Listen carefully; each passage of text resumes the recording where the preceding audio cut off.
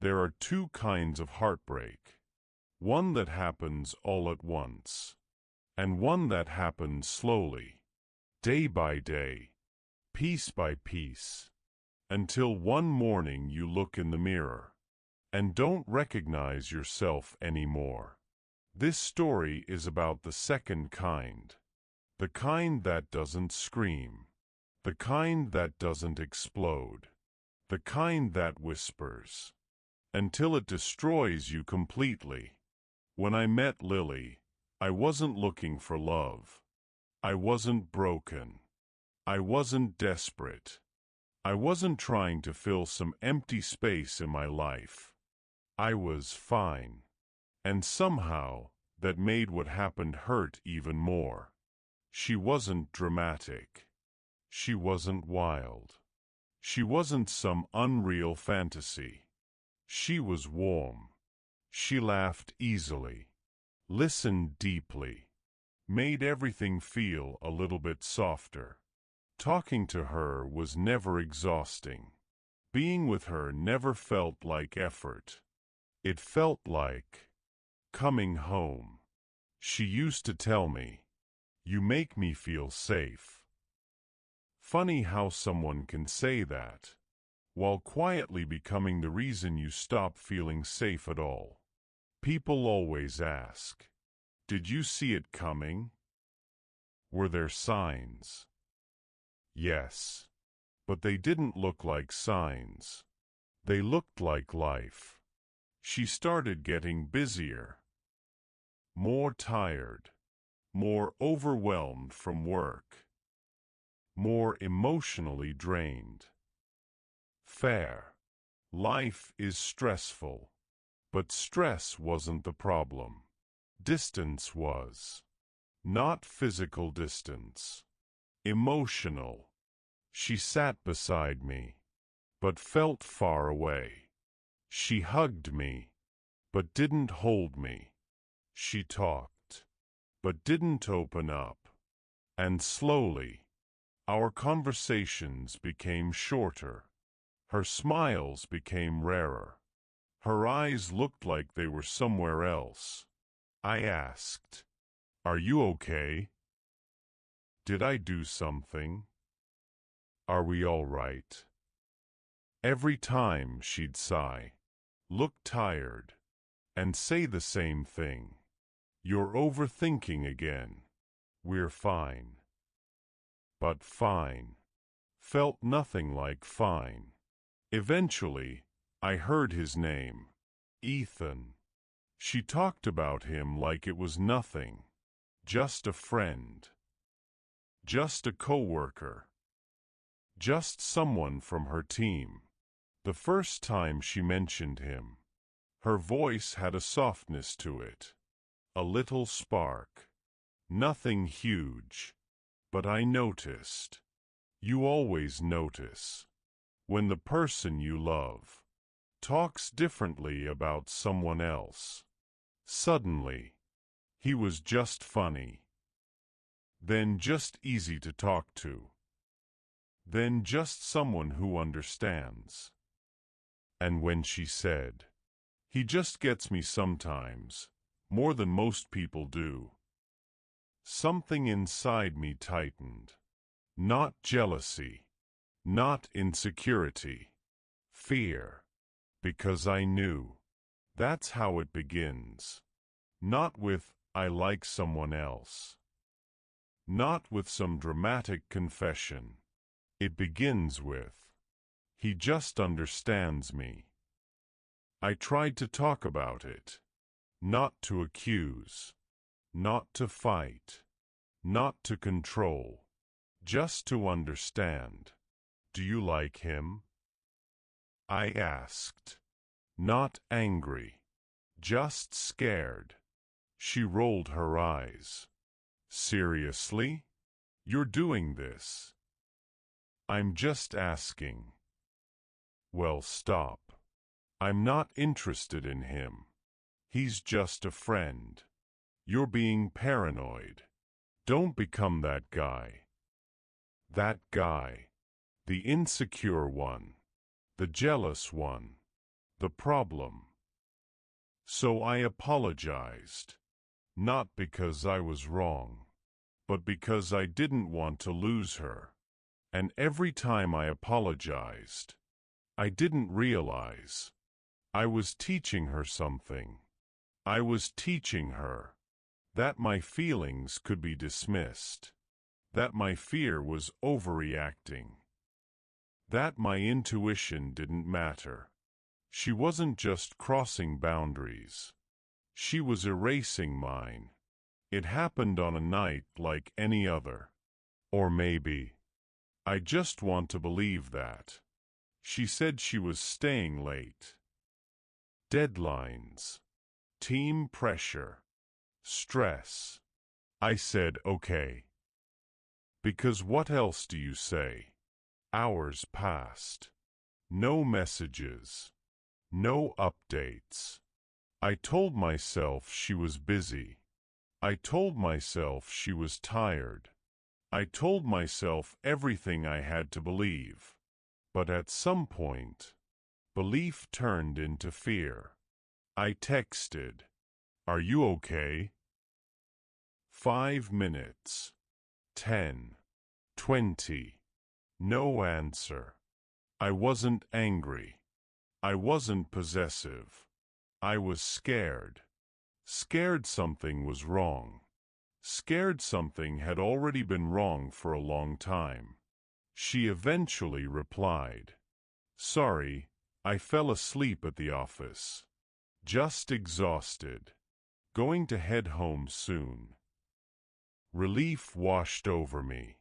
Until she came home, laughing.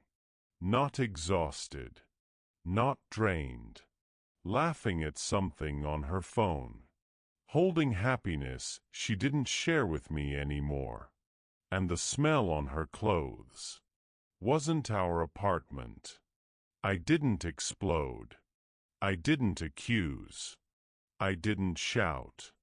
I just asked quietly, "Were you really at work?"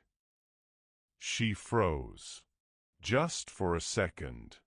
Most people wouldn't notice. But when you love someone, you notice everything. "Yes," she said.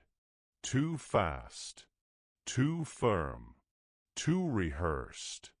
So I asked a different question. "Were you with him?" Silence.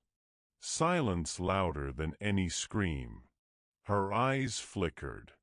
Not with guilt. With anger. "You went through my phone, didn't you?" she snapped. "I didn't," I said softly. I can feel it." "You're unbelievable," she said. "Do you realize how toxic you sound?" There it was.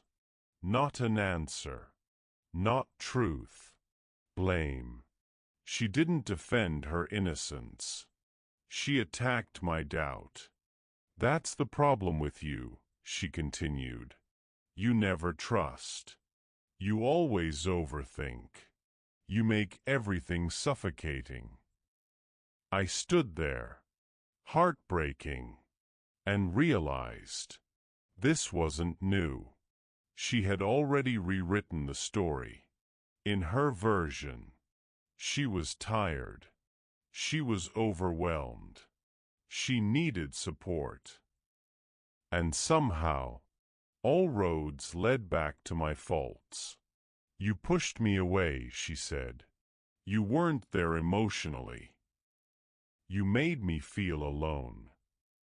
Lonely people make mistakes. That was her logic. Not, "I hurt you." Not, "I crossed a boundary." Not, "I betrayed what we had." But, "You made me feel this way. So what I did is somehow your fault too." And when the person you love tells you that your pain is something you caused, you start to believe them, even when you shouldn't. We didn't break up that night. I wish we had. Instead, We worked on things. Which really meant I worked on being quieter. I worked on being calmer. I worked on being less insecure. She didn't work on honesty. She didn't work on boundaries. She didn't work on earning trust back. I did the work. She enjoyed improved conditions. And slowly, pain turned into numbness. Not because I stopped caring, but because my heart got tired. Tired of begging to be believed. Tired of fighting to be chosen. Tired of competing with someone I was never supposed to compete with. You don't lose love in a crash. You lose it in pieces. And by the time I realized mine was almost gone, I wasn't even angry anymore. Just empty. The real ending didn't come with shouting. It came with a sigh. We were sitting across from each other. No yelling. No chaos. Just quiet. Do you love him? I asked. She didn't say no. She didn't lie this time. She just whispered, I don't know. Which meant, yes. Just not enough yet to admit it out loud. And for the first time, I didn't fight. I didn't argue. I didn't beg. I didn't bargain. I just said, then you don't love me the way I need to be loved. And silence became the answer. People think leaving is power. It doesn't feel like power. It feels like burying a version of yourself, a future, a promise. It feels like walking away from someone who once felt like home. Knowing home doesn't feel safe anymore. I packed slowly, not because I couldn't let go, but because every object had a memory, and memories don't pack neatly. She didn't chase me, didn't fight, didn't break down. She just watched, almost relieved, and that hurt, in a different way. Because sometimes, the worst part isn't losing someone. It's realizing they lost you long before you ever left. Even now, people say, maybe you overreacted. Maybe you should have forgiven. Maybe it wasn't that serious. Maybe they're right. Maybe I wasn't perfect. Maybe I made mistakes. Maybe I could have done more. But here's what I know. Love isn't supposed to make you doubt your worth. Love isn't supposed to blame you for your pain. Love isn't supposed to make you feel like a problem for wanting honesty. So I left. Not because I stopped loving her, but because I finally started loving myself enough to walk away from someone who chose someone else emotionally, long before she ever admitted it. But I still wonder sometimes, was I wrong? If the person you love uses you, lies to you, makes you feel like the villain, are you wrong for finally choosing peace over their version of love? Tell me what you think. What would you have done?